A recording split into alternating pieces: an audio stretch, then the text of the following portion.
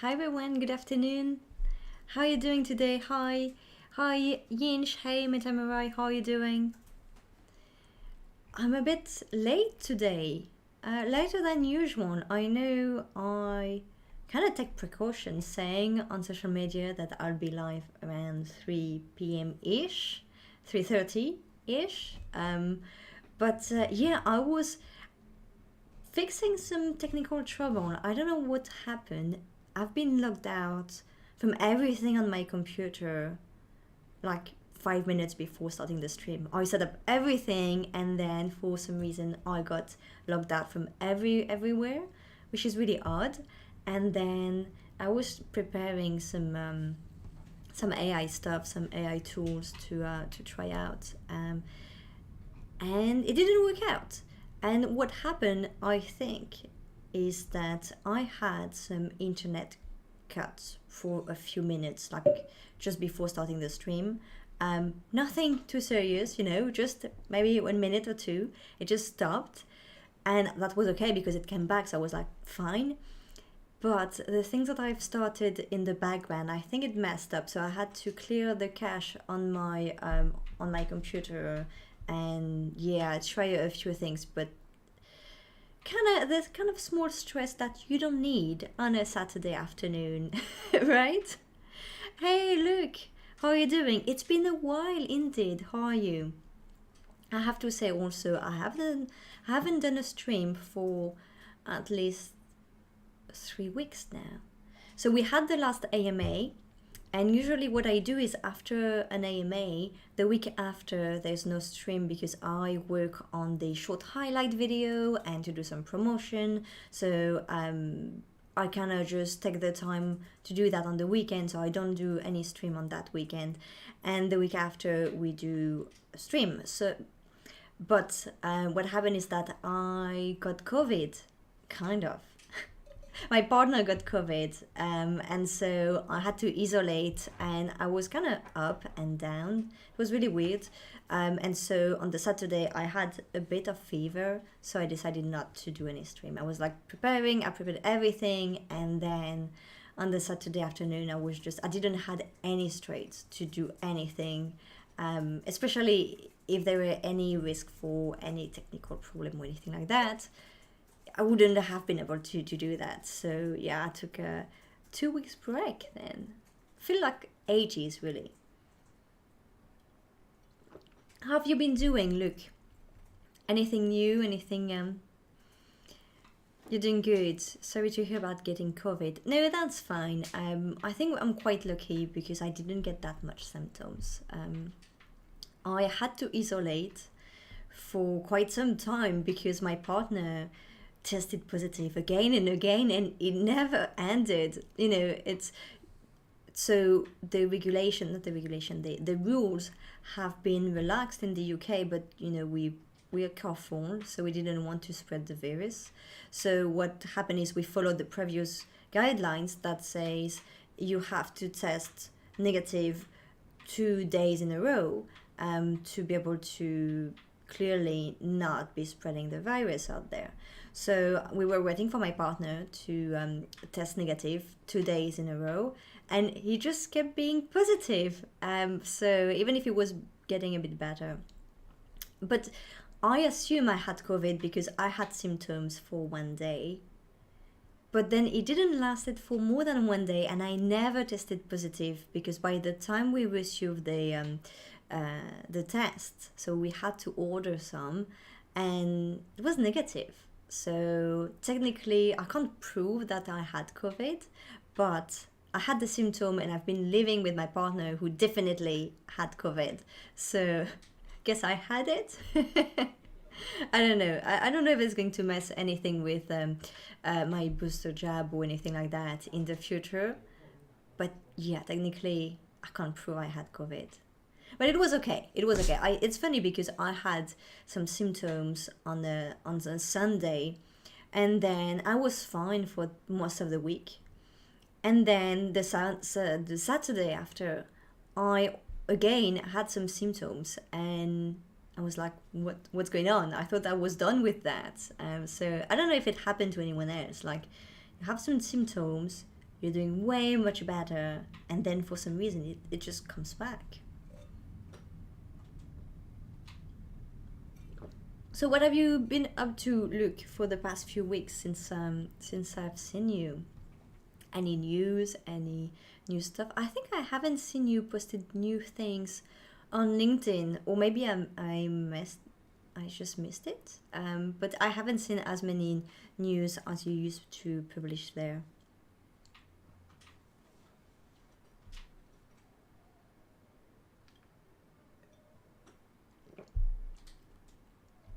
And I see a bunch of other people on the stream. So what have you been up to since last time we spoke? I know Ian, she said on Discord that you were quite busy and actually you're feeling tired now. And it's good to hear, to be honest, that you're tired, because otherwise you will just be a superhuman. I mean, you can't just keep going doing so many things and never say, okay, now I'm feeling a bit tired. Not possible. It's yeah, definitely superhuman if that's the case. Look, you're working on a project with a French startup. Ooh, that sounds cool. How is it like to work with French people? I can't remember what it's like.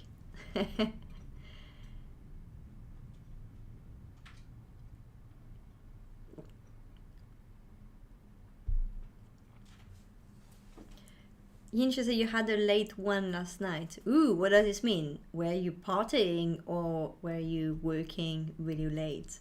That reminds me, not long ago, I had a meeting with someone.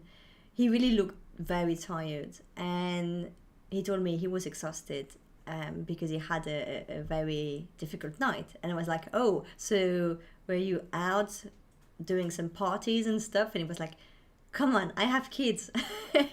That's because I have kids. I haven't slept. I was like, oh, right. I always assume people maybe partying or something. But yeah, Yin, I'm sure you're going to say that you've been just working really late, right?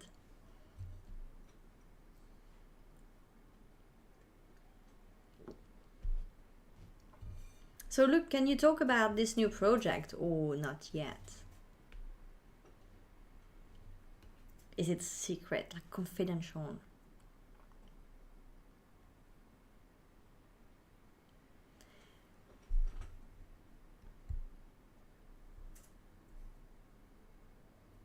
Yeah. Metamoroi, I see you, 22 months. Yeah, that's amazing. It took some time to appear, but it's here. That's amazing. Like 22 months. That feels so long. So glad that you are supporting me on Twitch, you know, giving me every month your Prime. That's just amazing. I love it. Thank you so much. And for being here, you know, so often. I know that you're not always super active on the chat, but I know you're always around. So that's really fantastic. Thanks. So didn't you say you were scheduled for a talk? And then your allocation went up from 1 hour to nearly 3 hours. What? 3 hours? That's long. What are you going to talk about for 3 hours? Like, are you doing a workshop? Like, have you had to switch the format? Because I know that when I do talks, I don't know why, but I usually get a 30-minute slot or 20-minute slot. And then I never manage to do 20 minutes. I always end up doing talks that usually around 15 minutes. Just because I feel that it's a very different format. If someone asks you to do a short talk, like 15-20 minutes, you can't really deep dive too much into anything. And then if you go up to an hour, then okay, you have the time to go more into detail. So it's not the same type of content. So here, can't imagine going from 1 hour to 3 hours. If I were in your position, I would have like maybe broken down into, I don't know, maybe adding some additional speakers, like being joined by someone, and in the middle we have some kind of panel discussion, or having some kind of activities, because that's very long, 3 hours. So it's a workshop about the metaverse in 30-minute talks, then 30-minute Q&A. Yeah, right. Okay, so that's good. I love Q&As. I think it's the best way because you can talk for hours on your own, but you don't really know, especially when it's virtual, you don't really know if people are getting it or not until you get the Q&A, and then you understand better what kind of audience is out there in the room. So you said that the original proposed program got changed and it will be translating into a second language. Okay. That's funny. I haven't seen these kind of things. So what's going to happen for 3 hours? I mean, that's pretty long. And is it live? So I guess if there is a Q&A, it must be live. Which I think it's always more interesting. I don't really like recording my talks. Like recently, all most of the talks I've given, they were pre-recorded, so it's always a bit awkward. Like you prepare your talk, that's one thing, but recording it and then getting the people to watch it, but there is no room for Q&A, or sometimes there is, but they have watched a pre-recorded video. So what's the point? Why not just make it all live and you have the live presentation and then the live Q&A instead of separating?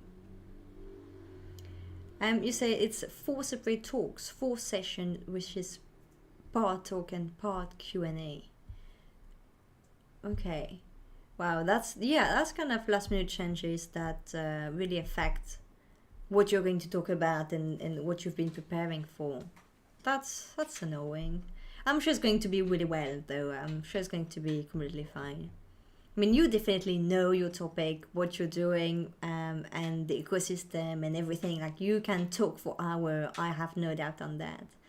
But yeah, that's kind of changes the dynamics.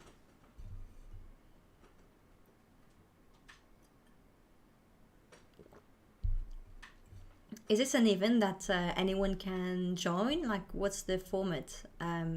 Guess it's maybe online.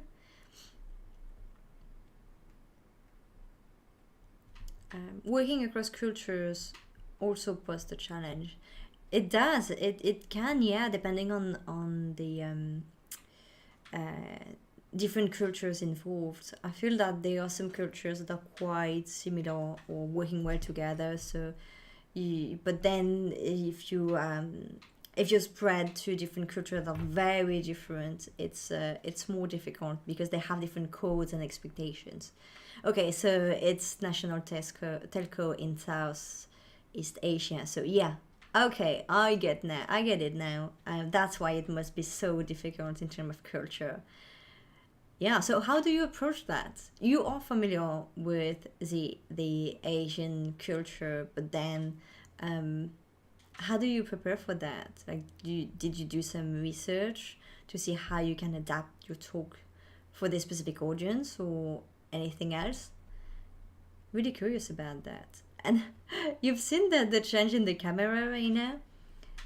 There were some kind of mosquito or something, like a small insect that went just to the camera, and then it kind of messed up with the green screen behind me.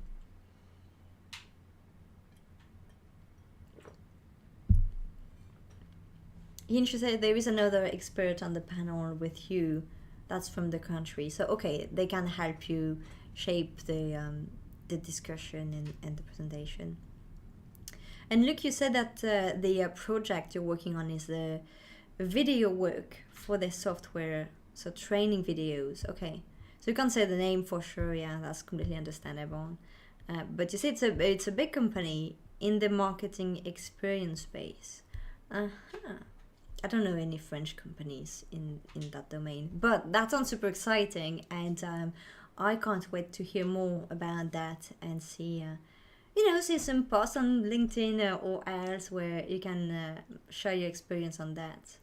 But it sounds quite interesting, especially training videos. That's pretty cool.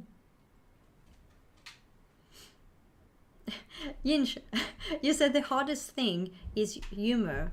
and it's very locally sensitive, so you can't use that so easily. Well, even in your country, in your own country where you live, it's already very hard to use. I mean, we're in the UK, and in the UK you have so many people from different places.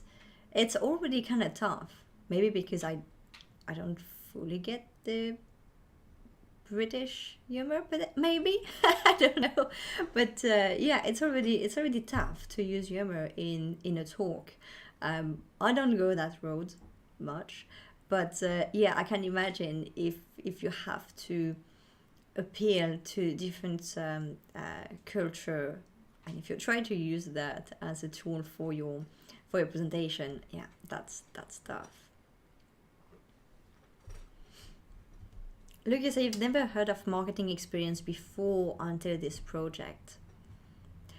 Well, that's a good thing about working on project that working with clients and with people that you don't really know what they're up to. You're not like an expert in this space, and you can end up learning so much about an industry, or it opens a lot of doors. And I think going through the technology aspect, um, when you're, for example, a bit more technology focused than industry focused, you end up working on some super interesting companies, super interesting project in industry that you don't know much about, but you get to learn a lot over time.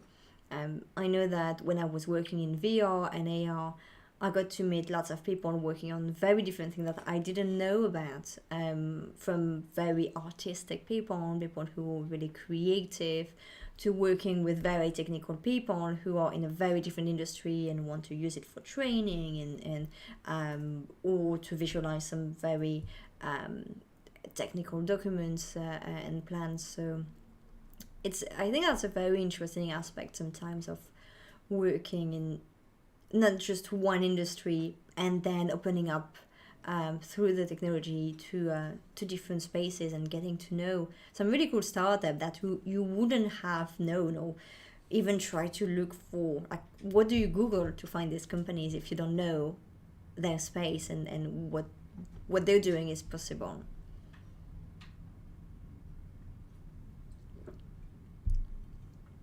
Well, I hope it's going to, get well for you and keep being interesting.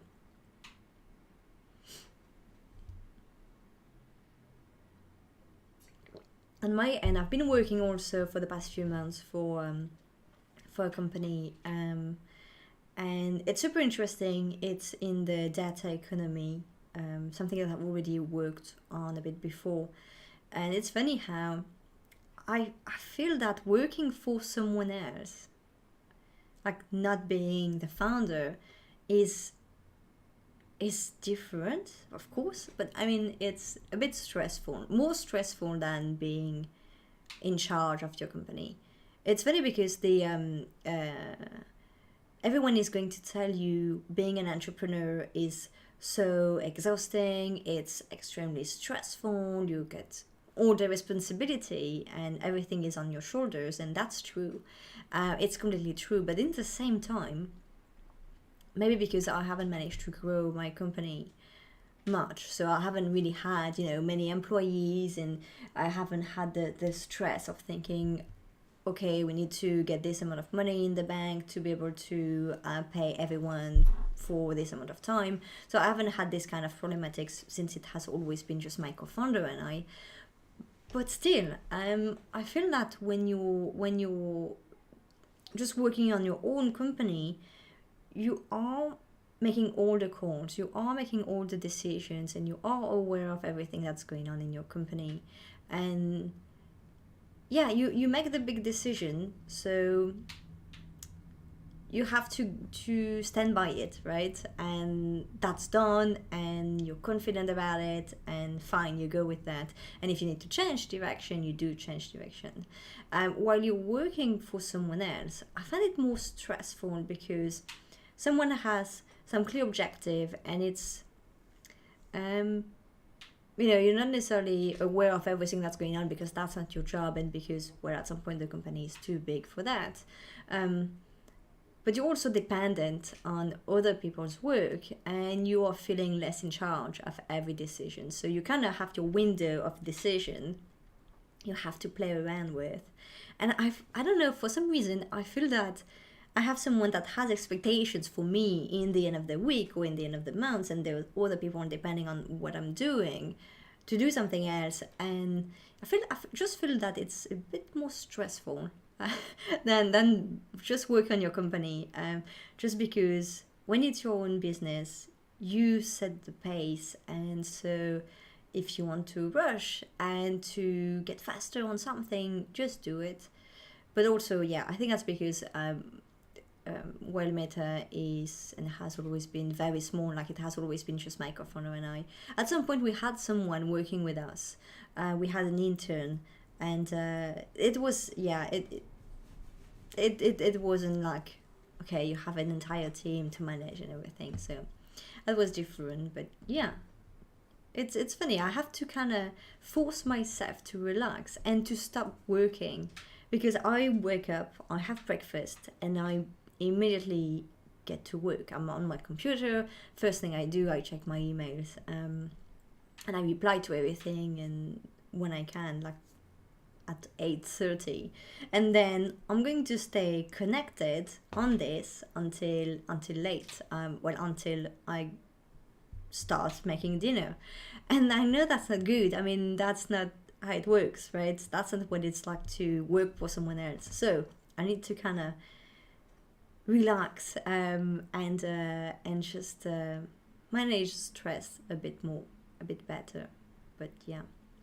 And yeah, look, you're asking, well, if you're asking about Wild Meta, the company is, how to say that? Let's say we're not actively working on it. We're trying to sell the company and the technology. So we are talking to a bunch of people, potential buyers. So that would be fantastic if it can happen.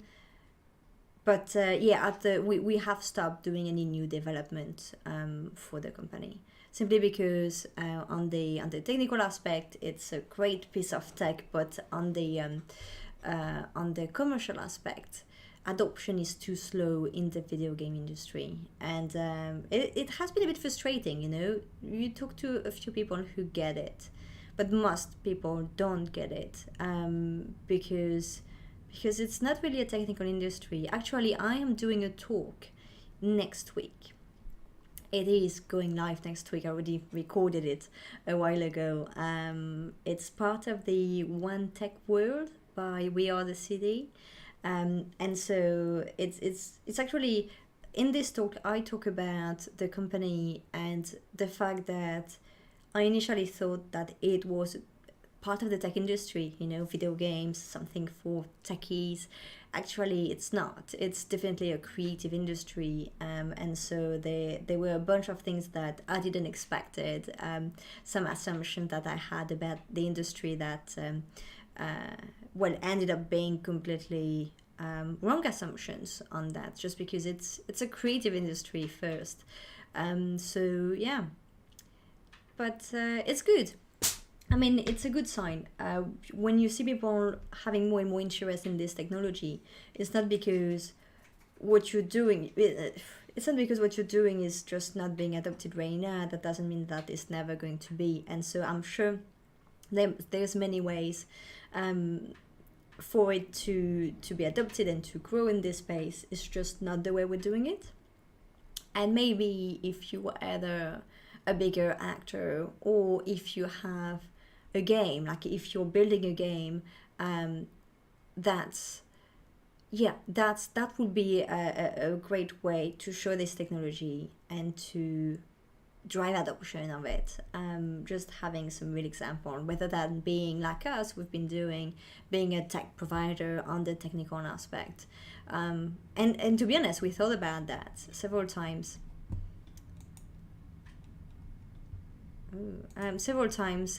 We have thought about building a game, and every time we were like, well, that's not what we want to do. We're not the right people for that, and we don't really want to do that anyway. But I think if if a potential acquirer was to build a video game directly using this technology, that would be the best way of showing its use, right? And its potential. So yeah. Look, I think I don't know. I don't know what they're going to do with the video, and that's something that when you speak to a virtual event like that, you don't really know what happened. They ask you to send the video, and then you're like, okay, do I get it back? Can I share it on my own? Are you going to share it on your YouTube channel? Thing is, I think it's a ticketed event, so I don't think that they're going to share it openly.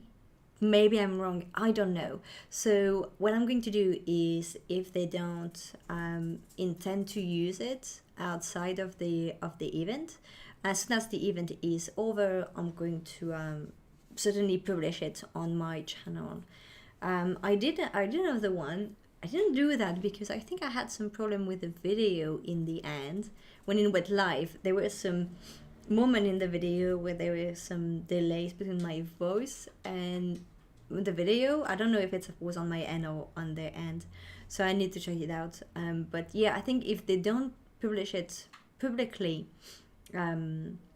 because it's an entire day of talks. Some talks are live, some talks are pre-recorded, like mine, and I think I am in the so there's different tracks. I am in the track where it's the Andaman track, so basically it's like experience from real people, and the rest of the talks are a bit different.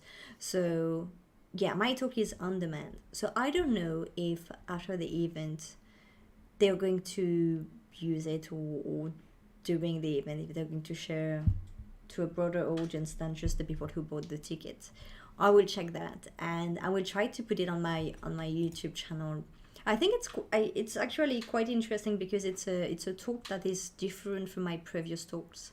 When you do talks, you quite often have talks that are quite similar. When you ask to talk about the same topic, you have your talk that is ready and you adjust a bit, but it's kind of the same structure. So I haven't been putting all my talks on my YouTube, but here this one is quite different because it's really focusing on the creative industry, what I expected, what really happened, what I would recommend for people working in tech and trying to do something in a creative industry, and other few bits here and there. So yes, I think I'll try to put it on YouTube because that could interest a bunch of people. Look, you say you did recorded a talk once for an online event and you found it stressful recording it. Yeah. I do love speaking. I do love public speaking when you are live, which is funny because lots of people find it's very, very stressful. When you're live online or when you're live in a room, I don't mind. Maybe I'm a bit more stressed when I am in front of a real life audience, but also I am more energized. I don't have this kind of few minutes before the talks where I'm like, okay, I have to wake up and everything, because you are in a room and you have this energy from people. So I definitely prefer when it's in real life. But online, I like it when it's live. And I find it recording the video also a bit awkward because you can't really do jokes. You can't really, it's harder to have pauses in your presentation. You're not looking at people in the room, or you're not. Yeah, it's just a bit odd, right? But also I love the Q&A section, and if I can manage the time slots as I want, what I do usually is I ask the organizers how much time I have for the Q&A and for the talk, and usually I ask them if I can have a shorter talk and more time for the Q&A session, simply because there's a bunch of things that people don't necessarily get, right? When we're talking about tech stuff, it's completely natural because they maybe don't understand your industry, or they don't have an enough in-depth understanding of how your technology works. They didn't. No one goes to someone's website before a talk. You expect to get it during the talk. So yeah, I just like the Q&A sessions because that's when you realize who's really in the room listening in, what they didn't get, and sometimes there are some questions you're like, and usually it's really challenging because it's never what you expect. It's never the questions you expect, and sometimes you don't understand the question. Actually, it happens quite a lot, especially when I talk about AI to a room full of game dev people.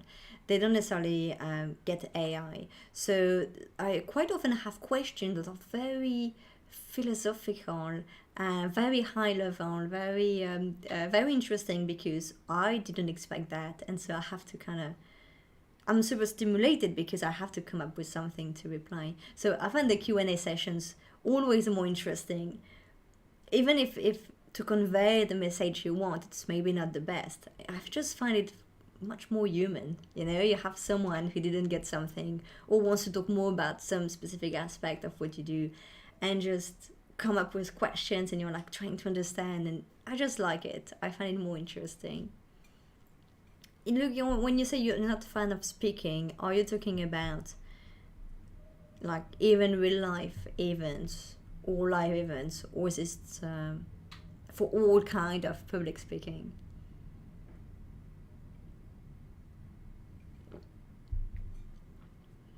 Pre-recording talks is also awkward, and you have to be organized because you want to have a good quality, right? You want to provide quite a professional video, and so I find it a bit like you do your cut, but you don't want to have a video that is too edited, because it's not YouTube. It's not the kind of video where you cut every few seconds to keep people engaged and everything. That's not YouTube. That's not the point. So it's really weird because you have to kind of use editing, but not too much. And well, you show your face, but you also want some visuals. But it's not the same kind of setup. When you're live, you don't really care that much about where you're looking at. If you didn't really follow your script, that's okay, because you're live anyway, so you have to go on. When you're pre-recording a video, if like me, you have a prompter in front of you plus the camera, I just find it a bit harder. A bit less natural, and also because of the expectations are a video, so that's quite different. Look, you say you've never done a real life event yet. Ooh, not yet. Maybe it was because it was recorded and how odd it felt. Yeah, that changed a lot of things. You say you did a live webinar recently and it was easier, but the Q&A stressed you out, not knowing the question. Yeah, it's weird, and also people type questions. Sometimes it makes sense in their head, but when you read it, you don't get what they're really asking about. So you have to kind of be creative to understand that. And you say it might be someone who prefers a real life one. Oh, you may be someone who prefer a real life one. Yeah, having people in front of you helps a bit, just a little bit. But once again, when I am in a room with people, I actually feel that I prefer to do panels and these kind of things that's a bit more live, than giving a presentation. Because if people want just to learn about what you do, they can maybe check your website, or they can check a previous talk that you gave at a conference where it was recorded and everything. So I found that, okay, you're bringing everyone into a room, so how to make the most of it? Let's have a discussion. And so usually for real life event, what I've been doing is, instead of preparing a presentation, where you try to understand who's going to be in the room when you prepare your talk and everything, I prefer to propose to have a panel discussion where people from the same industry or facing the same challenges, we're just discussing the topic and really talk about what the audience wants us to discuss. I find this so much more useful. I haven't, for Wild Meta, I haven't done any real life talk. My partner did, my co-founder did a talk, and it was very interesting. His talk was good. I think the problem was more the difference between what the organizers asked us to do, like what they said when I asked them questions. So basically, I applied through the website, and instead of just applying directly, I reached out to them and I said, okay, the website says this. We can do two things. I can do a high level talk where I discuss machine learning in video games and the state of machine learning in video game, what has been used recently and the recent progress and everything. Or if you prefer, if you want a technical person and something a bit more techy, we can get my co-founder to give a technical presentation. But it will be very technical, so it's not for everyone. It's definitely for advanced tech people. And they were like, yeah, we want tech. We don't want you. We want tech, which, by the way, was certainly a mistake, because when we ended up there, clearly the audience wasn't. There were not many talks like us that were very technical. I think we were one of the few that were really for technical people, while the rest of the agenda, even if they were saying that they prefer technical presentation, most of the agenda was either very entry level talks or talks for people in the video game industry, but like marketing talks and talks about the use of this specific marketing tool or this specific tool to reach out to your community, or lots of different things that were not necessarily technical. There were a few things about building a video game, but yeah, it wasn't really the majority of talks. So in the end, there weren't that many people in the room. I hope they learned something during the presentation, but yeah, I think if we had to do again a talk at the same event, I wouldn't necessarily listen to what the organizers say, and I would just go on with my own talk, keeping it high level so people understand it and it's not just for a few people compared to the rest of the room.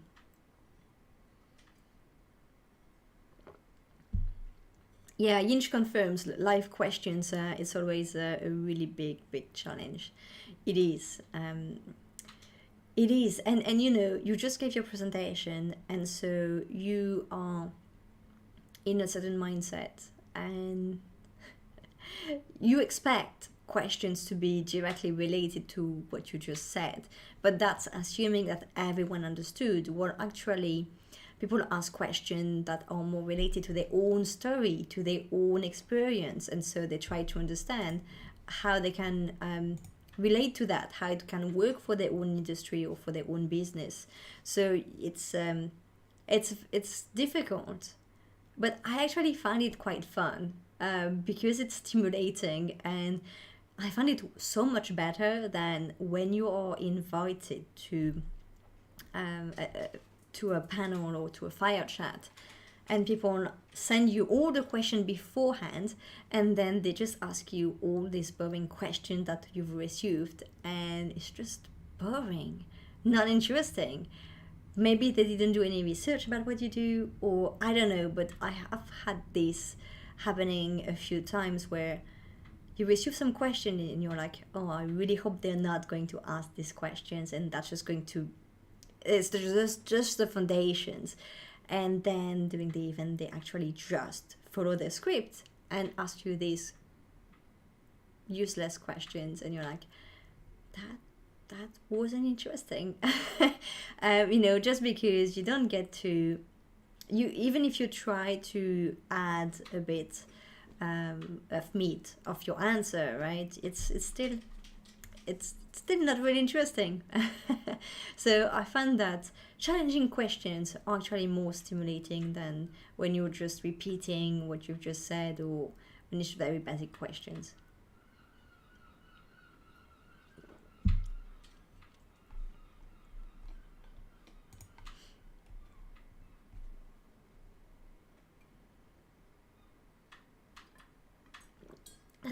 Events are actually restarting now. I have seen more and more stuff like starting to happen again in real life. I think some co-working spaces and a few spaces in London also restarting events. So I don't know what's going to happen for like mixed events where you have part virtual and part in real life.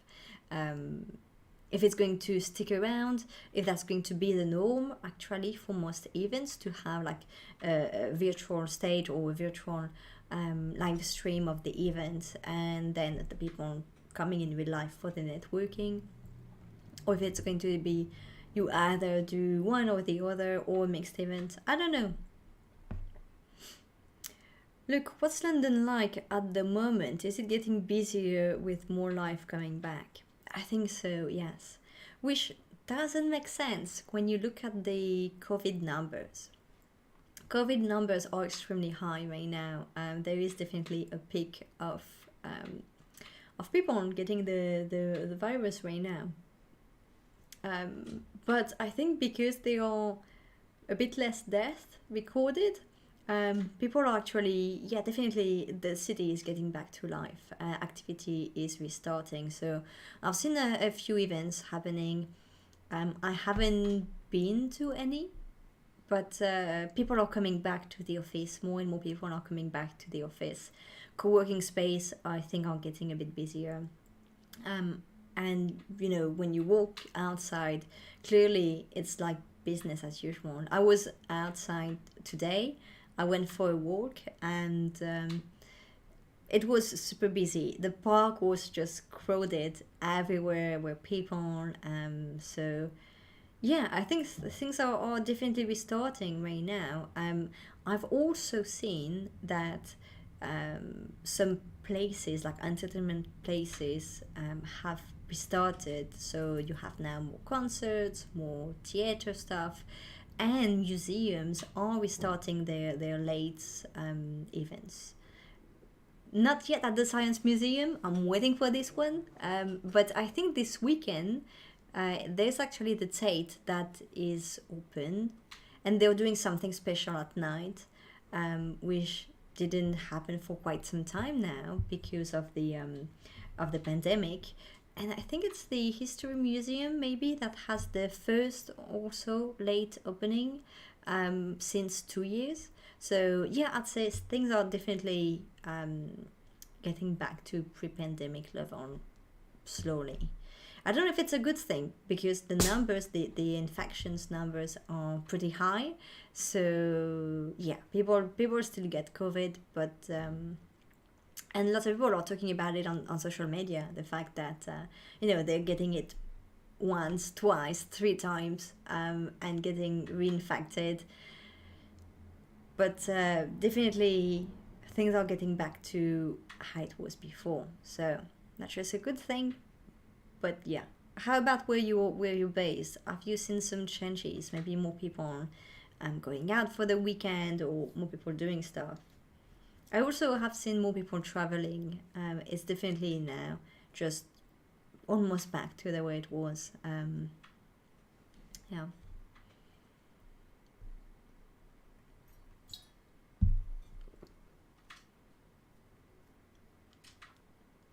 I think for me, I haven't been really back to all that. I was supposed to be working from a co-working space for an entire week. The week I had COVID, so I couldn't go there. I was supposed to have like team meetings for most of the week in a place, and well, because my partner was positive, I couldn't go there. So I missed the only opportunity. But apart from that, I haven't really been out much. Maybe went to the restaurants once or twice. But that's about it. So I don't really know much. Like I haven't been to parties. I was invited to one, but I haven't been anywhere where it's too crowded or anything. Look, you say it's getting busier in Portsmouth where you are, especially weekends by the beach. Oh yeah, I can imagine that. That's going to be really busy. I think it's next It's not next week. It's in a few weeks. There's a very long weekend, a bank holiday weekend. The I don't know, Easter. Yeah, that's Easter. Easter weekend is coming pretty soon. I need to get some plans for that. I think I'm not going to go anywhere. I don't think so. Um, but maybe I'll plan some activities or some stuff to do. Hinshu say you also have a number of programmer friends in Thailand, Israel, and LA, and 3 of them got COVID in the last 2 days. It's spreading. It really. I think I was reading on the BBC this week that we are reaching a peak of infection that is extremely high. Like it was as high as the higher peak that we've seen for Omicron, but because there's less death for now, there's no plan for new measures. But I do believe that they are restarting right now the booster jabs, especially for the people that are the most at risk. And I wouldn't be surprised that if everyone had to get their booster jab, another one in the coming months. It's actually funny. My booster jabs were so much more aggressive, like all the effect I had after having the jab. I was down for 24 hours. When I say I was down, I was really down. I had terrible fever, I had muscle pain, I couldn't move from the bed, and I couldn't think straight. I was like, you know, when you're really sick and you're just like watching movies and you can barely stand up, so you're like, every time you stand up or try to raise your head, it's like really violent pain, and you're like, oh, that's funny. It's a bit like being drunk, you know. You kind of, you don't really control your body, you don't really control what you're saying. You're just like, oh, I'm feeling so bad, but in the same time, yeah, you're a bit like, I can feel very drunk. I was completely down like that for a full 24 hours. But when I got COVID, I just had a little bit of fever, and that was about it for maybe one day. So there's actually a debate between my partner and I whether I had COVID or not. But if there is another jab, I'll do it. But this time I'll make sure to plan to be completely down. No work, nothing for 24 hours. I actually did that for the previous jab because I did it just before Christmas, a few days before Christmas. So everyone was avoiding that because they had to go to their family or, you know, have to be awake. But since I did Christmas at home, I didn't need to go anywhere, didn't need to stand up or to cook or to do anything, so that was fine.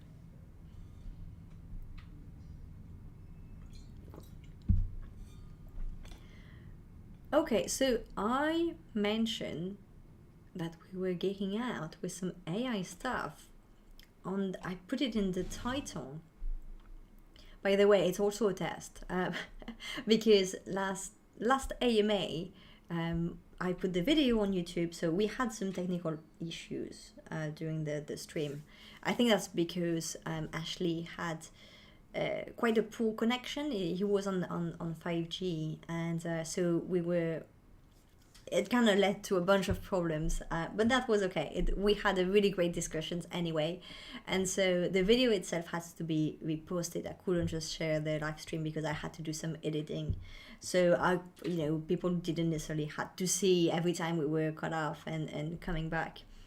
And so after that I did the shorter version, the highlight video, and when I did that, for some reason YouTube algorithm did really like this video. So the short highlight video had something like 400 views. I've never had 400 views on my channel.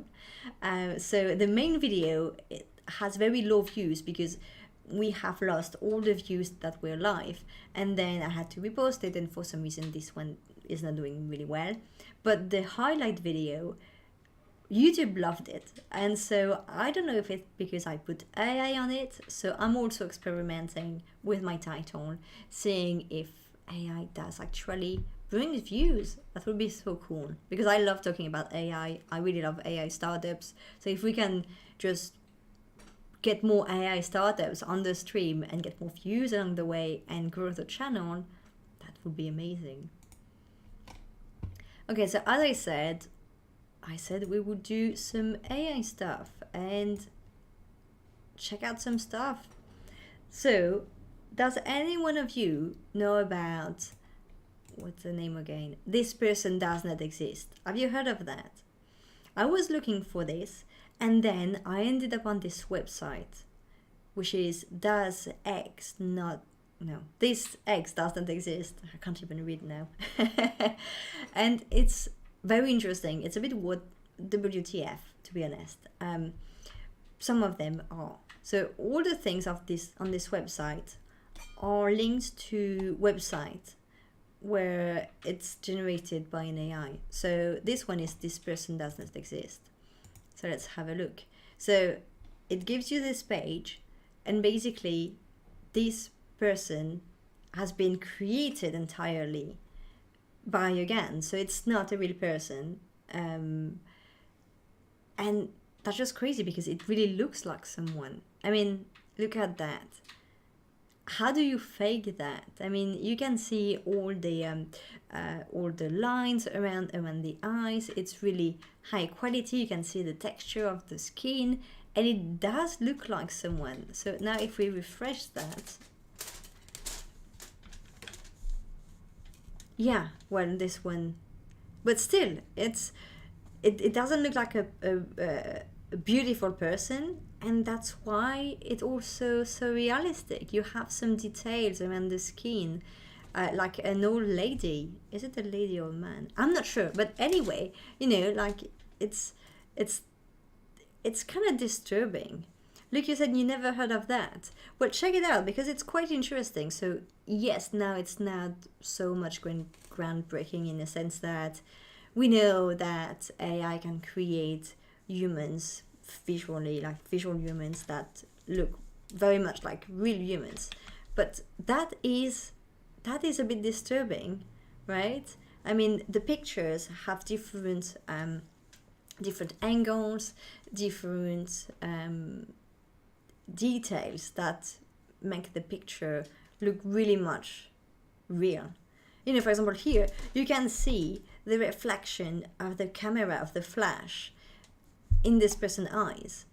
So you can see some I don't know, the hair, it's definitely not symmetrical, like nothing has any symmetry. And years ago, that's how you could tell, right? You had symmetry, and that's how when you create a person, like when you draw someone, or when you create something on a computer, if there is too much symmetry, that's where you can tell that it doesn't look real at all.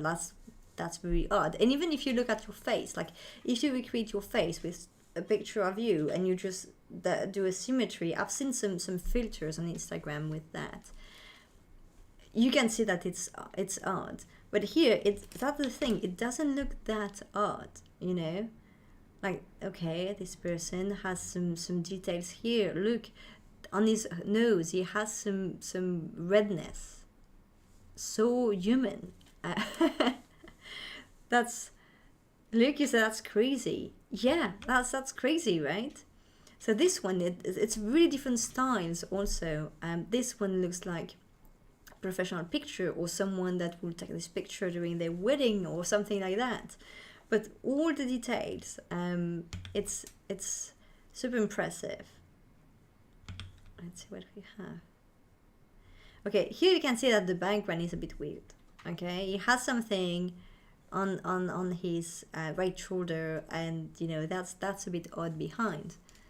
But why not?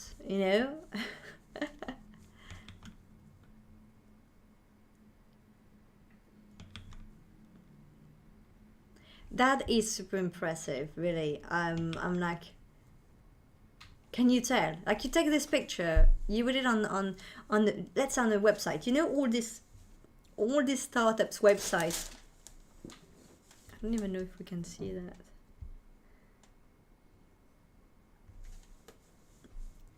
all this startup website. I'm checking because I have a reflector for the light that doesn't change much, but change a few things. That makes noise, so I have to be careful and not to touch it. So I had to be able to reach my keyboard. I have to move it. I don't want it to make too much noise. But yeah, so I was saying, you know, on a website, when you create a startup website, you always have these people saying, oh, I've used this website, I've used this tool for X amount of months, I love it, I can't live without it, etc., etc. That's the same faces, right? You could use these kind of things. I don't know about the license for this one specifically, but I'm sure there's some tool already where you can download them. I think I've seen some of these actually, specifically for your website, where you can just get people, right? And that's super cool. Yinchi said you use this website to generate faces for your user stories. Exactly, right? Have you seen the generated horse photos? It's less effective. I haven't, but when I mentioned earlier this website, they have so many things. Like this one, they have generated cats.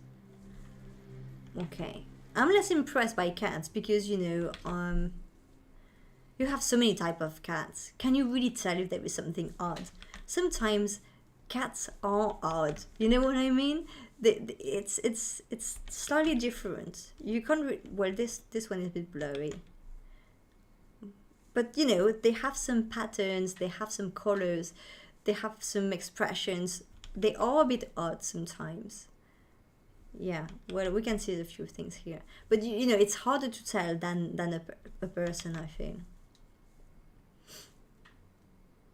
Look, I wonder if you make a video from these people as testimonials as well. Huh, good question. Well, with deepfake, maybe you could. But still, deepfake is really hard to get right today. I mean, you can, but you can always tell that there is something that doesn't add up. So I don't know. How would you do that? I know some tools where you have, like Synthesia, for example, where you have a synthetic person that is reading a text. But you have to get the voice too, so you have to get something for a very good human-like voice, which is possible again. But I think you have to use different tools maybe, and something for the facial expression. The thing I've seen with synthetic humans, when they're animated, they're not as good as when they are static. You should say Speech Hello does a pretty good job. Okay, I don't know about them. Speech Hello. Okay, I guess that's this one. No, I don't want the offer. Come on. Don't give me the offer. I just want the website, the normal website. Okay, yeah, I've seen the logo. I'm sure I've seen their logo. Just play the samples. Okay, where is the sample? Voice samples. I'm going to make sure you have the audio.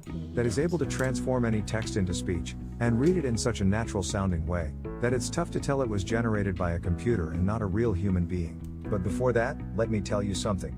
Videos without a good voiceover will not convert, will not get you clicks, leads, traffic, or any sales. Since the dawns of humanity, people would gather around the fire and listen to stories. That's why a good video is not efficient without a good voiceover that tells the actual story. The problem is that not all of us have a nice friendly voice like Morgan Freeman. Or we just don't feel comfortable recording ourselves. Okay, not Previously bad. the solution was to hire a professional voiceover. Oh, British female. Hi, I'm one of the UK female voices from Speech Hello. My voice is very trustworthy and mellow, perfect for sales videos and video ads.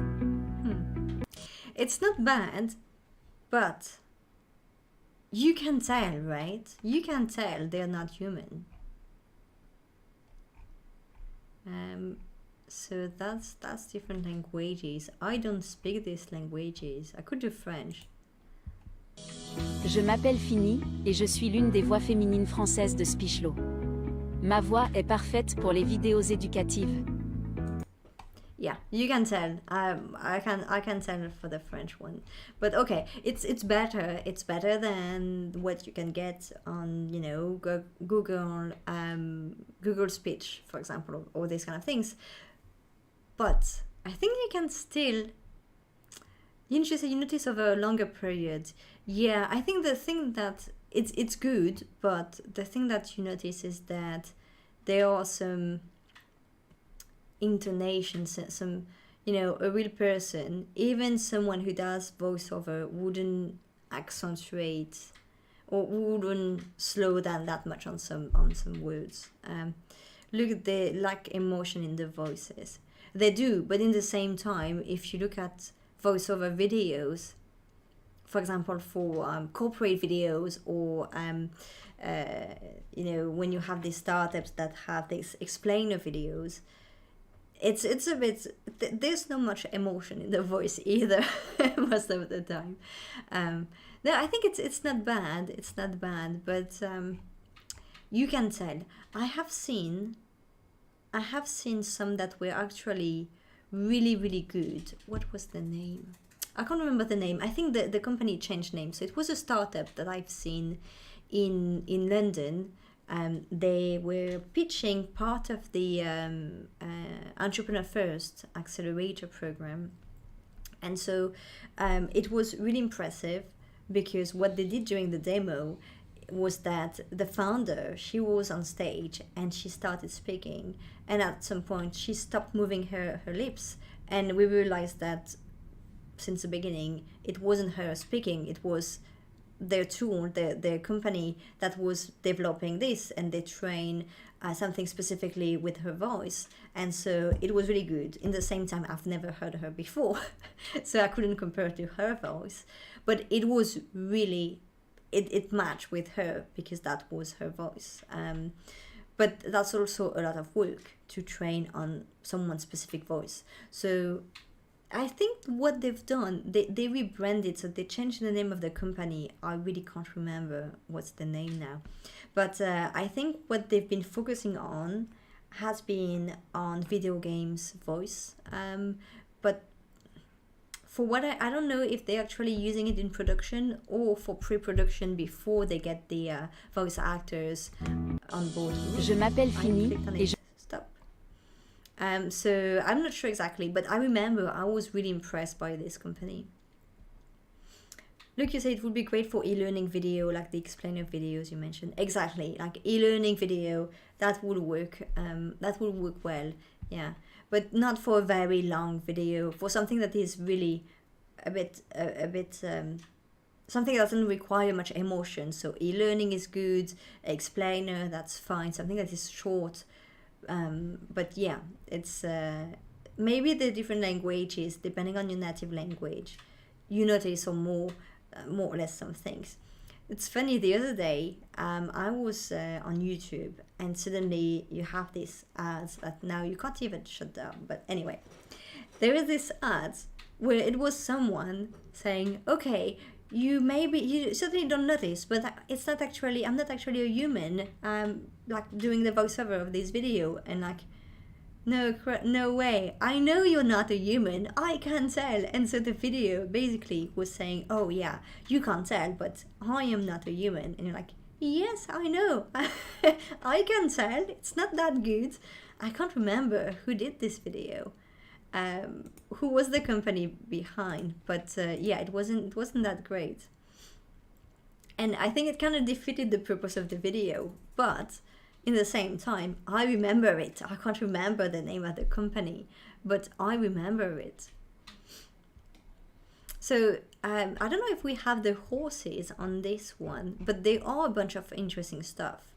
What about this rental does not exist? So what do we have? That's okay. So that's a fake ad, a fake ad for a rental. So this one is Paris, 4 guests, 2 bedrooms. You have a bit of description. and then you have some pictures. Okay, some of them are a bit pixelated. That's not really good. What if we refresh? Nothing? Well, I don't get it. If it's just one, that's not funny. That's not interesting. This startup does not exist. Oh, that must be fun. Look, you said there's a TV ad at the moment which uses text to speech, but a really bad one, and it works for it. Really? I don't have TV, so I haven't watched any TV ad for a very long time. But I do watch them on YouTube, a lot of them. What's the ad is about? What's happened? How can you tell how bad it is? Like, is it the gimmick? Is it part of the ad that you're supposed to know that it's not a human, or is it just that they didn't have anyone, they didn't pay for anyone to do the voiceover, and it shows?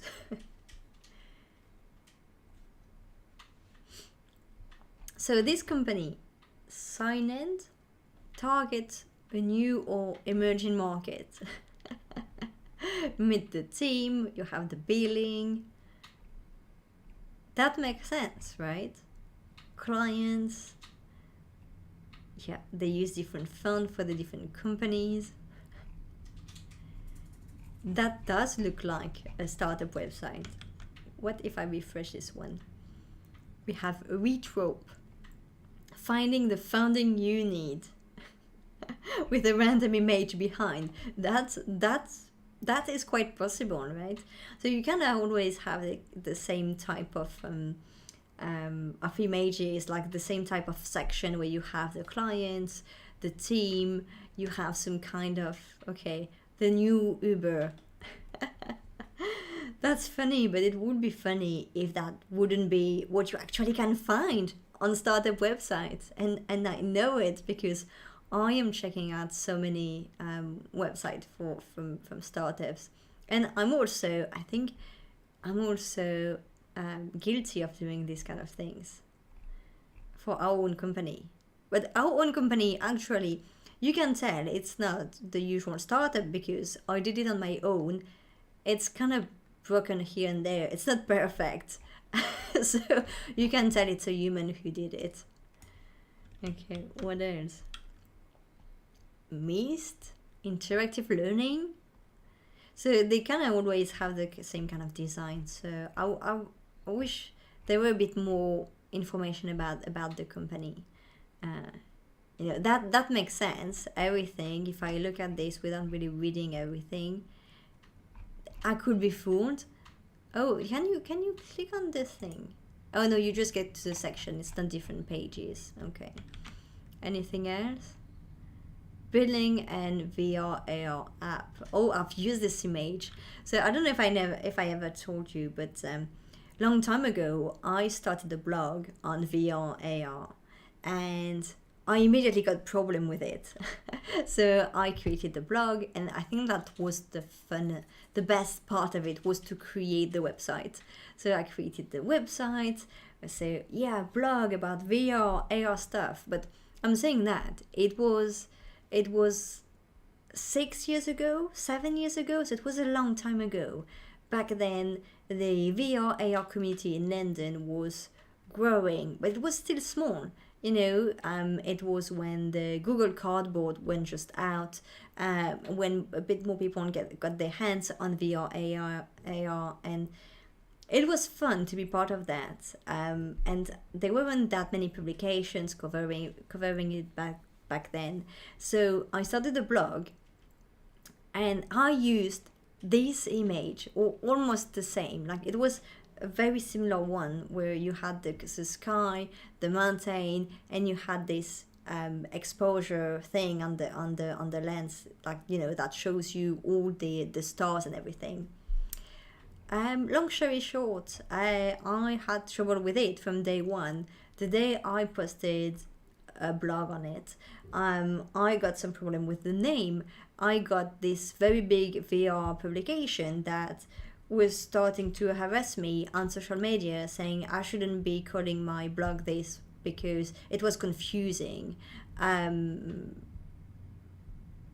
To be honest, it wasn't, and initially it had nothing to do with the name.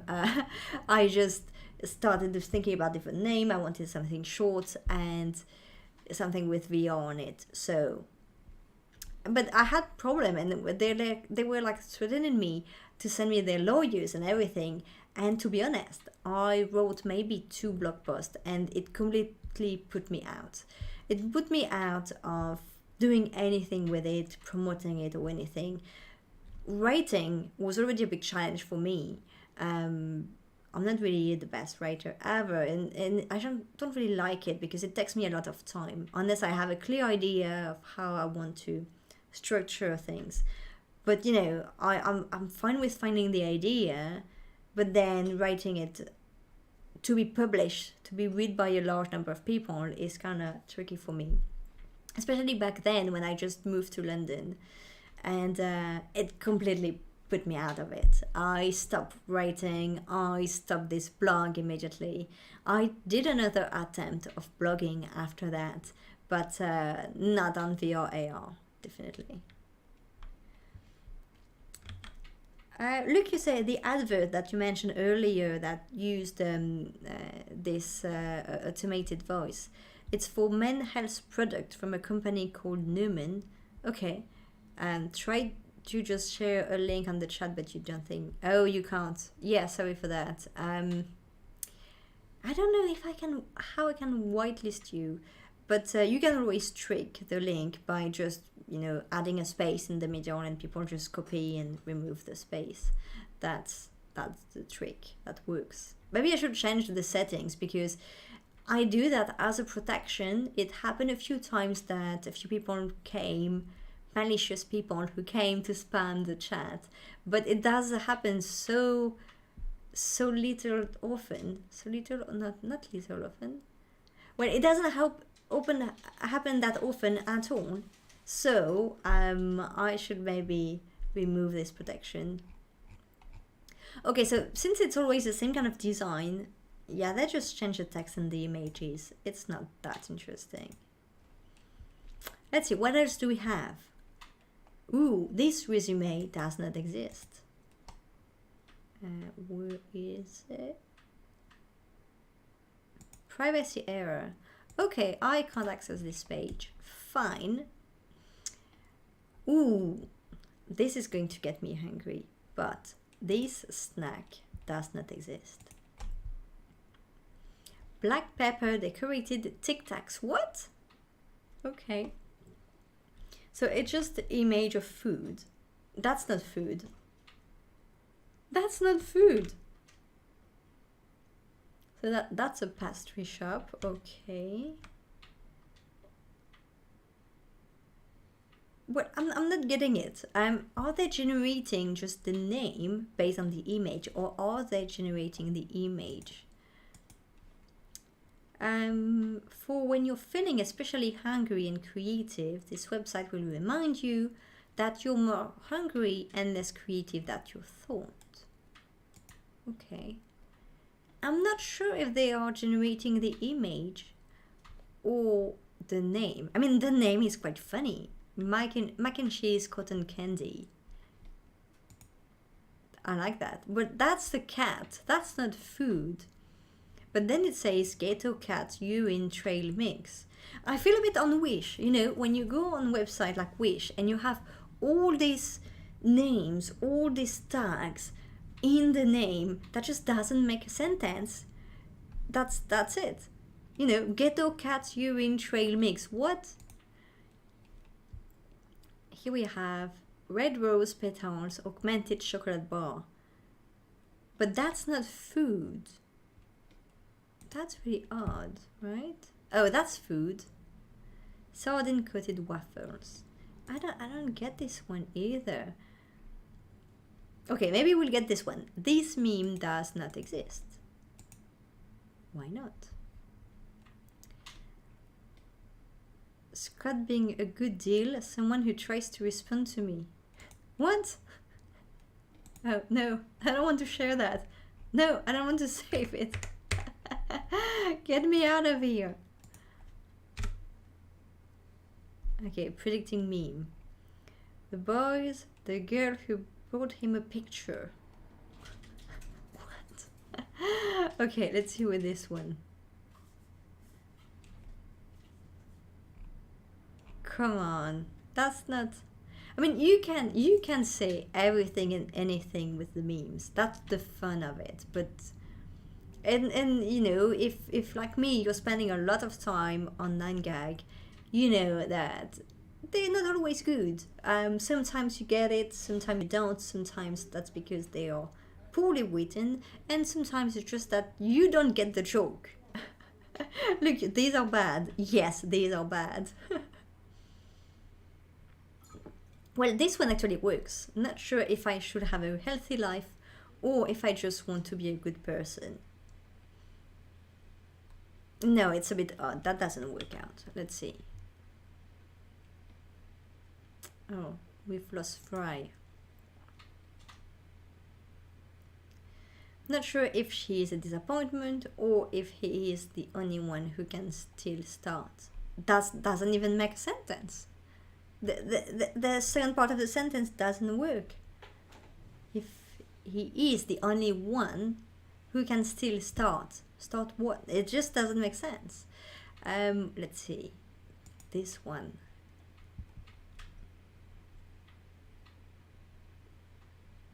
Yeah, no, that I mean, that could mean something.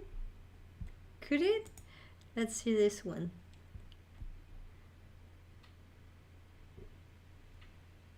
That could work. I mean, that's acceptable. I'm not really good at memes. I'm at creating memes. I love them. I love, checking them out. I love wasting my evening or a few hours on 9gag every week. That's not a problem. I feel that I understand most of the memes. I'm not, into the latest one necessarily, but I get it. This one works. I feel this one works. But then the opera meme is quite easy. Yeah, this one definitely works. I mean, that's the original, right? That's what really happened. That's I think she says, you get money, you get money, you get money, everyone gets money, something like that. So that's the original. Look, the Fry ones are badly written, but can see what they're trying to do ish. Yeah, so you get the idea of the meme, but when you read it, you're not like, okay, that's funny. You're like, there's something odd about it. So the Fry meme doesn't work out. Okay, and that's just, yeah, okay. I think with opera, they kind of keep it simple. You get a desk, you get a data, everybody gets a data. Yeah, no, the first one was better with her. Which one do we have? Yeah, this one. One does not simply get a meme wall. Okay, that works. Get a grave and act like a boss. Yeah, that doesn't make sense. Doesn't work. One does not simply not be a mistake. That's dark. That's not funny. That's dark. One does not simply do a random pick on a Monday. I don't know. That can work. Maybe. Doesn't make much sense. But that could work technically. Yeah. Okay. Not the best. Not the best. Let's see. This one, the Pikachu meme. The face you make when you have to pay for the wall. I don't have more than that. It's just meh. That's it. I don't know what's his girlfriend and his friend. Wait for him. That's not English. No, that doesn't say anything.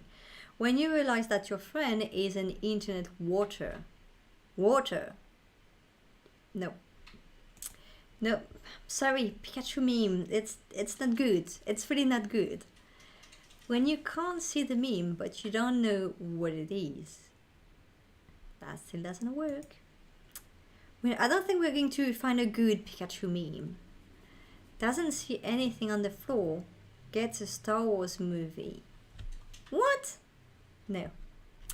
No, sorry, but you don't know how to do a Pikachu meme. That doesn't work. Ooh, this one could be fun. Oh, I've spotted the next one already. Look, I never used to get memes, but find them funny now. Yeah, because they're really bad, so now it's actually, you get it now. You get what the real memes are about, because this one are too bad. When you get code to save your friends, no, that's not funny. That doesn't even work with Bob. So many comments to make a meme about meme. That will work. This one will work. This one works definitely. It's a bit odd. It doesn't really work with this specific meme, but you can stretch it, right? They don't do it properly, but we get the idea, so that can work. You can't run out of work if you never show up. The sentence is okay, but it just doesn't work with the meme. You're not supposed to do that. That's not how this meme works. I thought I was the one who shut the fuck up. Now that's just... No. I mean, that could be funny, but that's not how this meme works. What did they do to the SpongeBob nose? Yeah, well, that's part of the original. That's I think that's really part of it. It's just he is moving when he does that, so maybe the screenshot is odd, but no, that's really taken from the show. But it's odd, yeah. When you look at it for too long, every image is a bit odd. We need a new meme format. Fortnite, PUBG, Minecraft. Yeah, no, that doesn't work. No, out. Okay, so they start with the same sentence. Minecraft porn, make memes about memes. Make memes. No, they don't get this one. They don't get it, right? That doesn't work out. That's not how this meme works. So the thing is, they kept the first sentence always the same, so that's fixed. And then they try to add some text on the bubbles. But that doesn't work out. The guy repeats what someone else says, so that doesn't work out. That's not how this meme works. Oh, they changed the sentence this time. What do we do with a computer? That could be a good one. Good question. Stop talking. More... What? Make the flashbacks. Okay. And fix it. No, I'm sorry. It doesn't work. What do we want? To kill them all? Without a snap? They are all dead. No, that's not funny.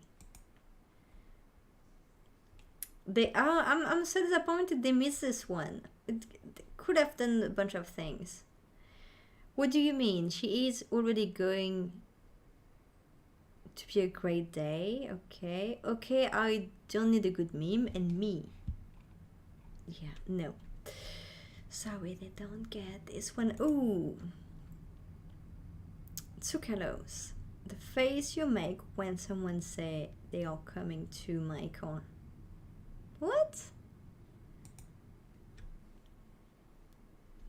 When you see the meme generator and they say they don't know what to do.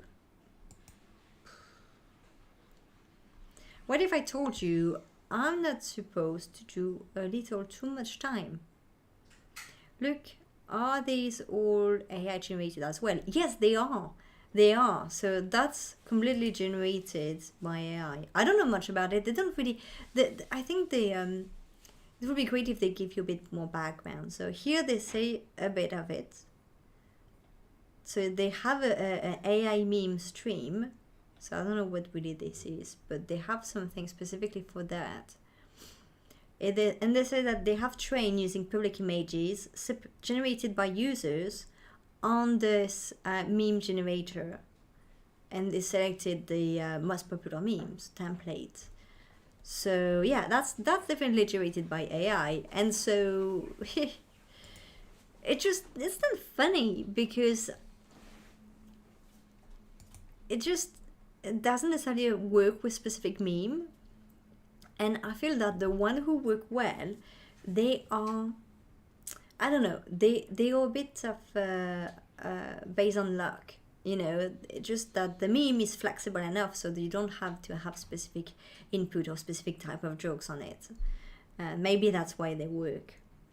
Look, the writing is like it's come from a scam email with the bad language and spelling. Yes, welcome to meme world. You have to get used to that, to read with spelling mistakes and this kind of stuff. Now, what really shocks me is that it doesn't really work out specifically for the meme. So, it's just a bit, there is no real correlation. Maybe for Oprah it works, but for the rest, I don't think it really works well. It doesn't get the essence of this specific meme, what you're supposed to say, what kind of joke you're supposed to make for this specific meme, how you're supposed to use it. And that's okay. But that kind of takes the fun and, the spirit of it. Oh, we have another Bob right here, SpongeBob. When you see a girl with a girl, okay, why? Okay, meh, that's not that funny. When I get a complete staff team and a profile picture in the group chat, that doesn't make sense. Doesn't say anything. That doesn't, you get words, you have a verb, you have a pronoun, you have the words. It looks like a sentence, but doesn't make sense, which happen quite often in memes. But there's the fun part usually. When you see a picture of a banana, no, no, that's not this meme. That's not funny. When someone says they are a good game, no one says they are a good game because that's not possible. Okay, let's see. This one. It's not an easy one. Yeah, it's bad, right? Look, it's quite bad, but in the same time, that makes it quite fun because it's bad. But it's bad. One does not simply start a meme. No, that's not how you use this meme. You don't know. That's not what happened. Be a good guy, get a headshot. No. Going to school for the first time. No, they didn't get this one either. That doesn't work. Stay away from my parents.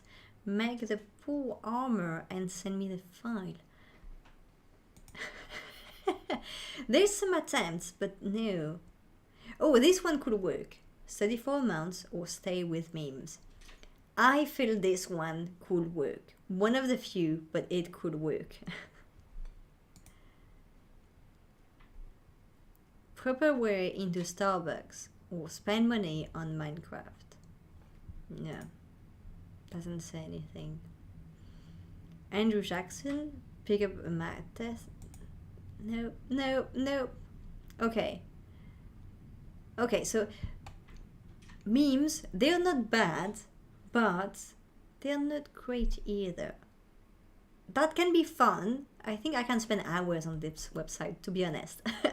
I really can spend hours on this just because they don't get the memes right, but you still try to get them. Especially, it's exactly like when you are on 9gag and you see if you spend some time on there and you're on the fresh category, on the fresh section, and you're like trying to get if you're not getting something or if it's just not that great. That's the same feeling here. So I can spend hours on this one. What else do we have generated by AIs? Artwork, I feel that if it's abstract, that's too easy. Oh, the horse. I think Yinch, you were talking about the horse that were quite bad. Try the horse. Yes, I've just seen that one. Okay, so this one is black and white. I don't know, there are some really odd things. Let's see. It's small. Can we make it bigger? No. Yeah, we can make it a bit bigger. Okay. Okay. They don't know how to take a picture for this one. They don't know what, how to put it right. Ooh, this one is bad. This one doesn't work out. Yeah, no. Okay, that's fine. That's a bit odd in some areas, but that's fine. That's really odd in some areas. They didn't get it. That's funny, because the cats, they weren't really all great, but they were okay. They definitely look like a cat. So sometimes on the fur you had a few things that were a bit odd. I don't know why I touch my shoulder when I talk about the fur on the cat, but it's yeah, you have a cat, right? It's a bit odd, but it's a cat. Here you don't even have a horse. Yinch, I see you have some trouble sharing the link. I don't see the first part. Do you want to send it to me, maybe on Discord, so I can share it on this chat, or on whatever you want to? You say surreal art on Wumbo. The horse one are accidentally surreal. Okay. Maybe I can find that online actually. Yeah, that's so odd. So you say app.wumbo.art. Okay. Ooh, okay. So you type anything and you get. So if you look for horse. No. Oh, and I need to find the art, the style. Okay, so what do we put on it? What do we say? Psychic? Create. Take some time. Ooh, okay, that's interesting. How many is it creating? Like, we have different steps. Okay. Oh, you can buy the print. Interesting. Or you can mint it as an NFT. That's so odd. That's cool. Okay, that's interesting. I didn't know about this app. I like it. I think I can spend so many hours on that. I remember once, it was a few years ago, there were a competition to use a tool to create the best piece of art, where you were using a picture. So you had to upload a picture on a website, and then you had some AI that created some art, or maybe they were combining picture. I think they were combining picture. So one was the picture, the other was the picture to use the style from, and so they were mixing the two. And I remember my partner and I, we were spending quite some time. We spent a few hours on it, and we tried a few things, and it was like quite funny to do. We didn't win the competition. I don't even know if I submitted. I think I did. I submitted a few things, but yeah, no, that's actually pretty cool. It's a bit weird, but that's pretty cool. It's funny that they offer you to actually, in the future, mint into an NFT. I mean, why not? Has anyone here bought any NFT? I have been I have been working in the crypto ecosystem for quite some time. I never bought an NFT. And also, they're quite expensive. I mean, I love the idea of buying and owning some digital art, but there are so many problems with just the entire system, and the price is so artificially high that just doesn't make sense. I mean, I won't buy for a few £1,000 an NFT, but I really like the idea of selling artwork and having creators being able to commercialize their art and having more values in online arts. Okay, so this website doesn't get the horse, but this, if you want to have artistic horses, that works for sure. So the Wombo Art by Dream, is it the company Dream? The Wombo app works fine. What else do we have? Pony is a bit easy. Automobile, no. Eyes, that's not. The Beetle, Oh, this food, no, that's food blog. No, that's not interesting. Because I'm sure they're taking real picture and they're just generating maybe the text, so that's not funny. The night sky, I'm not sure I'm really qualified to say if a night sky is real or not. This one is not, for sure, because it's there's some water or something, but yeah, okay. Okay, no, I think it's pretty cool. It's really nice.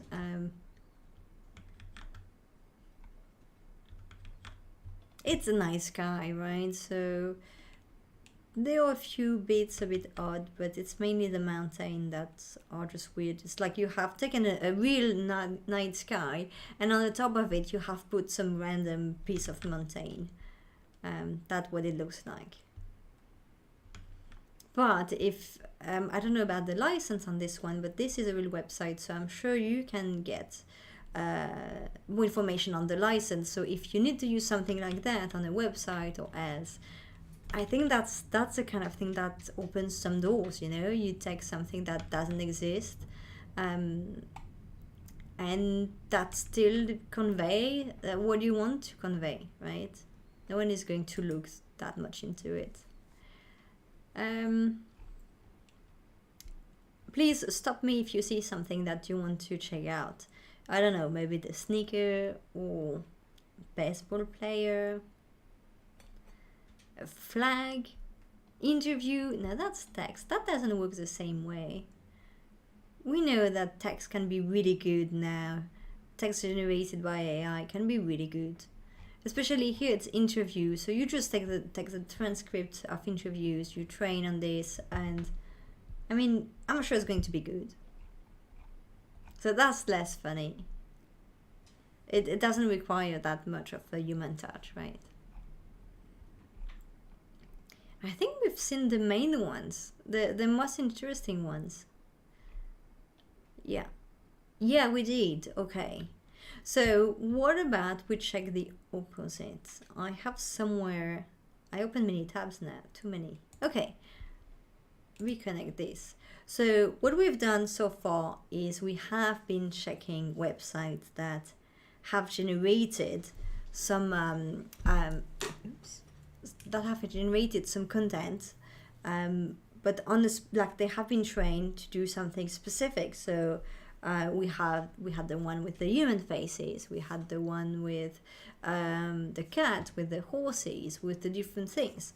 Now, what about we ask an AI to create something, but we decide what it is?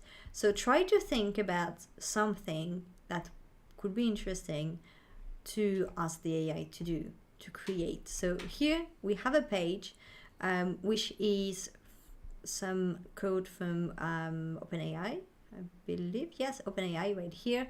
That is available on GitHub. It's hosted by them, but you can also run it locally. And so basically, if anyone is not a developer like me on the stream, I know that's a bit frightening to see all this, but basically I've been explaining how it works roughly, and it's actually quite easy. So you have all these different blocks, and why this one is red, I don't know. Let's put it up. Why are you red? Okay, so that's the last one. So there is just one thing to change. It's this one. So we don't need to care about the rest. The rest is loading the model, loading everything on the session. And we only have to focus on this, the prompt. So that's what we are asking the AI to create. So I think the batch size is what we need to increase to get different version, like to get different images. So I think if we put it to 3, maybe. I don't know if I'm going to break it because other stuff are running in the background. I just relaunched. That should be fine. So this is what we need to change, and that's what we need to input something. So please do let me know, what do you think would be funny to see created by an AI? So right now, I believe it's going to show us the text that is already here. So it's an oil painting of a corgi. Why? Show image is not defined. Oh, great. So when it's not me doing it, it works. When I try to do it, it never works. Let's see. Okay. What if we leave this at 1? Okay, it's doing it. And then I want just to upscale so we have a bigger picture.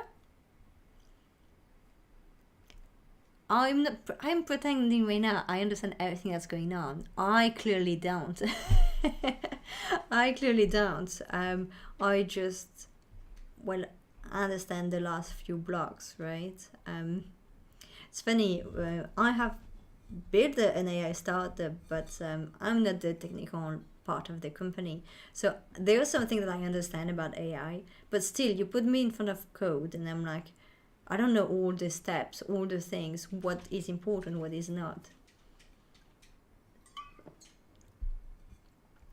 I couldn't have found this on my own just because it's overwhelming. You know, you first end up on this GitHub page, which is from OpenAI.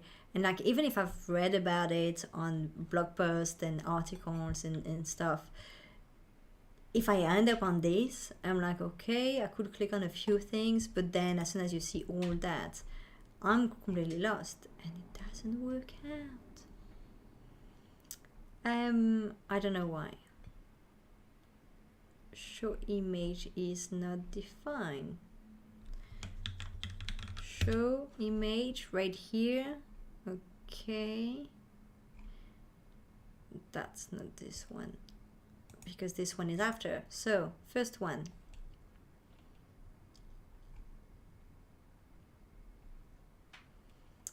Okay.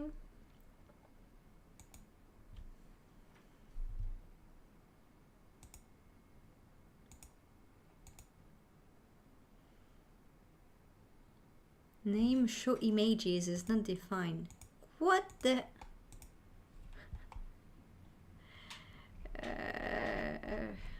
Hate this thing. I hate when I'm on a website, like on any tool, and like, okay, I've been explained the foundation, but what next? What about the reality? You know, you have the theory where, okay, that's easy, you do this, you click there and you get it, and it worked.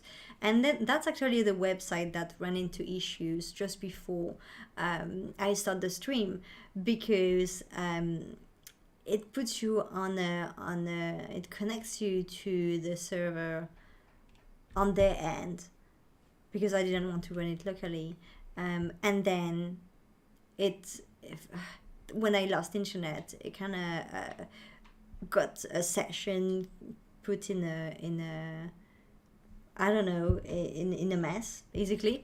And I couldn't see this session, so I had to remove entirely the session, but it kind of blocked the entire web browser. But then I managed to recover that, so that was okay. But like, panic just before the stream, as usual, when there is something technical that doesn't work. And even right now, I can't tell what's going on. No. What if we just run this one again, but not the second one, right? And we do the other one afterward.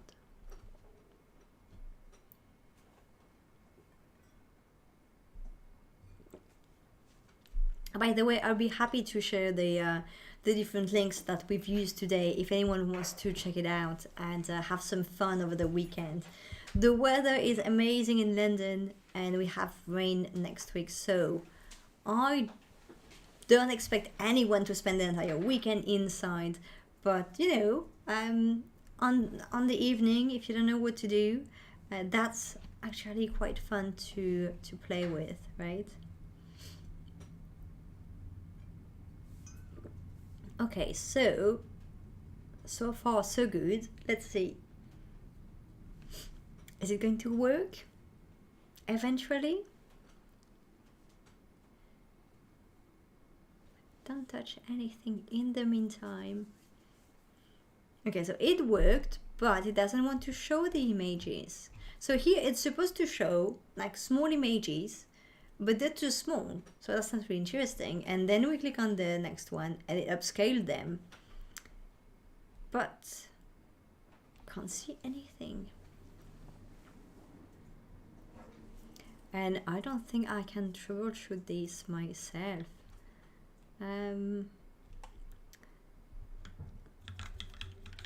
Let's look for specifically this. Name, show images. Yeah, so we have 5 now. So that's the last one. Again. Where is it?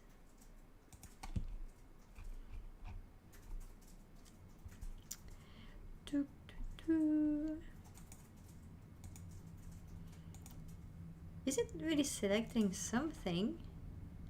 Whenever I have clicked on play on the one which contains the missing function, I don't see it. The one that contains the missing function. That's why I'm looking for the text. Does it say the line? 54, but I don't have a line editor. I don't see the thing. Can I just jump to it? Nope, I can't. Right here, if I click here, no, it doesn't. Yeah, I'm looking for show images right here. I have 5 of them. I don't know how it counts 5 though.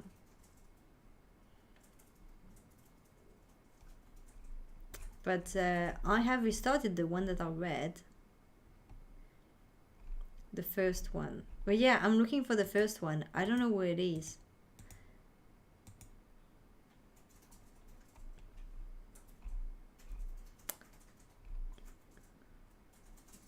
I think the search start with def.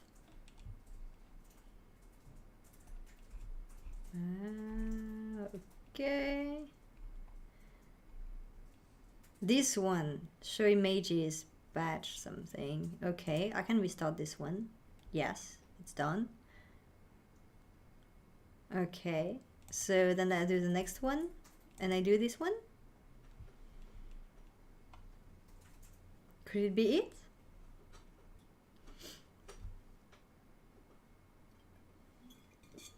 So what is it doing? Okay. Finger crossed that's going to work this time.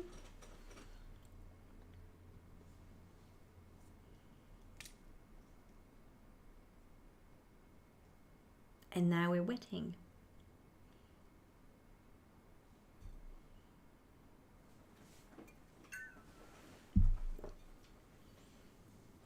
So what's everyone's favorite so far? I think mine was the meme generator. I think that's definitely the one I had the most fun with. But the most impressive may be the human generator. That's the original one, but I think that's the most impressive so far.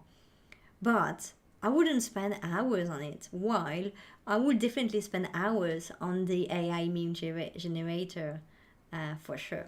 Okay, so it works now. So now we upscale it here, and that should be fine. So I'm going to change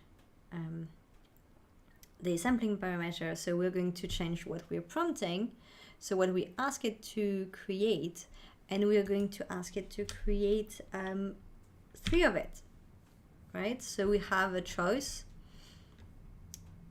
of what it's going to look like. That's going to be much better, right? So anyone has any ideas? Or there is something that it doesn't understand. The first thing I've tried, it doesn't understand. It's princess. I think I tried to do a joke with Mario and the princess or something like that. Yeah, it doesn't understand the word princess. So we do have here a corgi with painted with oil. That works, right? What should we put there?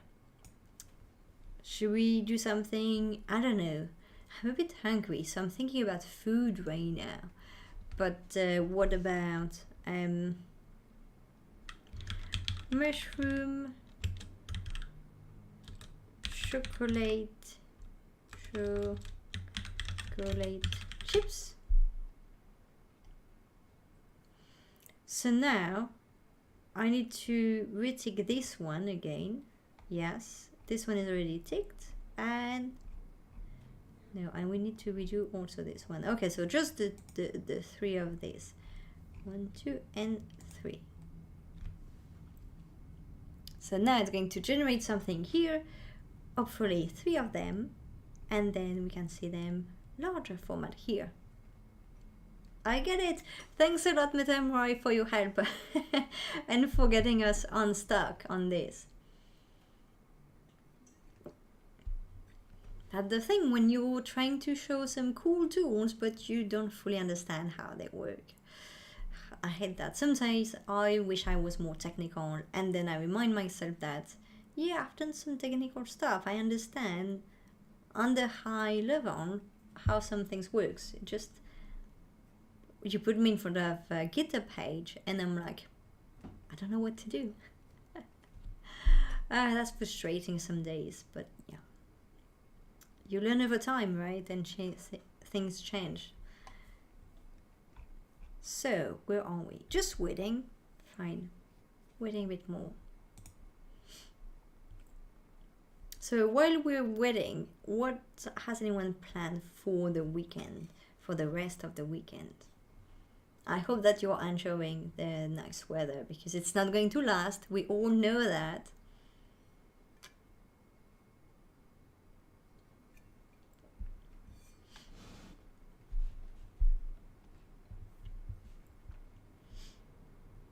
On my end, I have a bunch of things on my to-do list again. I have another assessment for grants. So I have a bunch of grants application to review over the weekend. I have this weekend and the next weekend to do that. So that's always kind of book a lot of time on my weekends because it takes a lot of time and focus. I really need to be focused for at least an hour here, an hour there minimum to work on that. And there's also something else I want to do. You know how I've created a Buy Me a Coffee page, and that I'm using that also to offer some consulting sessions. It's okay, but it's not the best. It doesn't really work really well to book a meeting, because people like buy an extra and then they have to reach out to me to let me know their availabilities, and then I send them a link. It's very manual. It's not really made for that. So I've been playing around with a tool called it's called Superpeer, and it's specifically designed for that. So what I'm going to do is I have created a page there, and I plan on putting it on my personal website, doing some promotion about it, and basically dedicate a bit of my time on Fridays, because I do have some time on Friday at the moment, and offer some consulting session for founders. Not for free, because it's hard to offer things completely for free, but for a cost that is quite low, I believe. And that would also enable me to help more founders. I already do mentoring for some accelerators, but you're kind of stuck with the accelerator in a sense that, okay, they have one cohort here, one cohort there, but it's not something that they offer to their cohort members all the time. So it's kind of to stay being mentoring some people. And, when you do mentoring through accelerators, you quite often don't have more than 1 hour with someone, and you're just feeling that you can help in an hour. That's already a lot. So yeah, hopefully I'll be able to help more founders and meet some great startups along the way. So I need to do some promotion on that, but first I want it to be already on all my social media, on the different platforms, on my website and everything. So did it work? Do we have mushroom chocolate chips? We have something. Does it look like mushroom? It's not bad. It's not bad. It's weird, but I think it kind of works. Any other suggestion? What should we ask it to do? What can be interesting? Yeah, I need to stop thinking about food. I don't know. Metamorize square potatoes. Ooh, that can be interesting. Square potatoes. Okay, let's do that. Up, 1, 2, and 3. Okay, let's do that. Square potatoes. That's gonna be interesting.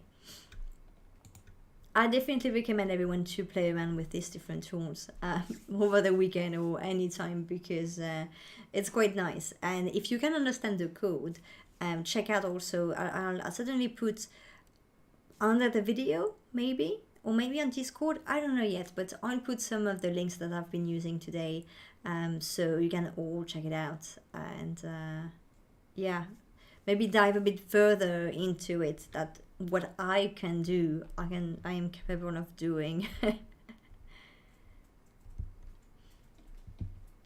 Yeah, but I think that's about it for my weekend. I'm going to just do these few things and just chill out for the rest of the time, if there is any time left.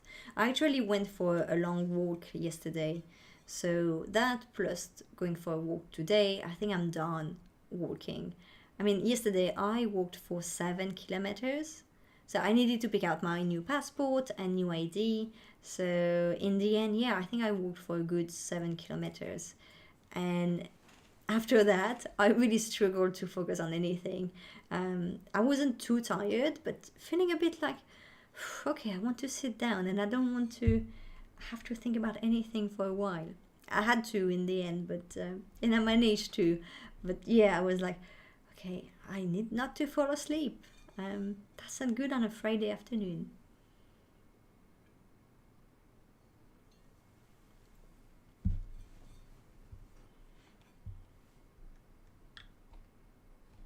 Where are we now? Okay, it's progressing. It's a bit slow, but it's progressing. 70%.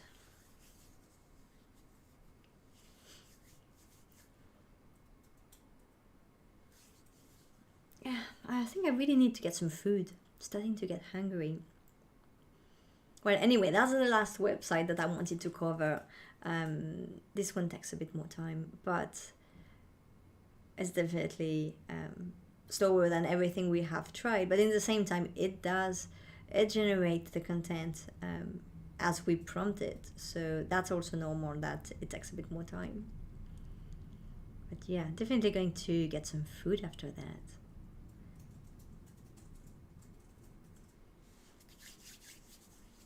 Okay, so it does get something. Oh, I feel we're going to be disappointed. I'm sorry, Metamurai. We may be disappointed. I've seen the small version, waiting for the bigger ones, but yeah. I'm not sure it really understood the assignment, like the square part. It gets potatoes, but I'm not sure it does understand square. Yinch, dropping out for now. Oh, so nice to see you, Yinch. Enjoy the rest of the weekend, and hopefully I'll see you next week. We'll get an AMA guest on Friday talking about femtech, and that's going to be super nice. And I know you know her already, so that thanks to you. So thanks for joining us. I'll see you soon. Yeah, and I think I'm also going to stop the stream pretty soon. As soon as we can see these potatoes, I don't know, I don't think they're square, but that's potatoes. I don't want to eat potatoes right now. Potatoes are not really my thing, but I'm still starving.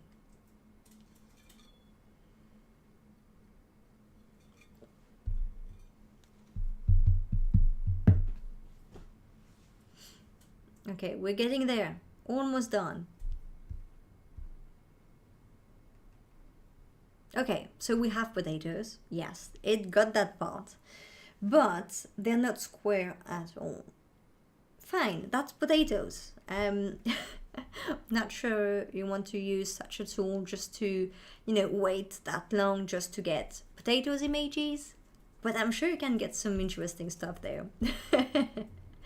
But anyway, this potato does not exist. Yeah, well, the square potatoes definitely not exist here.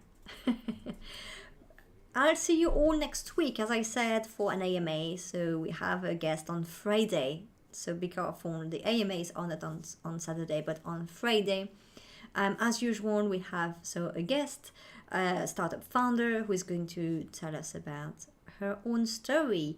And she has a very unique background, a very interesting startup, and that's kind of between tech for good and femtech. So there's lots of questions I will ask her. I haven't announced her name yet, but I'm going to do so certainly over the weekend. I need to create this. I need to add that to my to-do list to create some promotion for the stream next week. In the meantime, enjoy the weekend. Get out there, get outside, enjoy the summer weather that we have right now. And feel free to reach out on social media anytime or on Discord. That's the best place to say hi and share what you're working on. And that's about it for me. Speak soon, everyone, and I'll see you next week. Bye.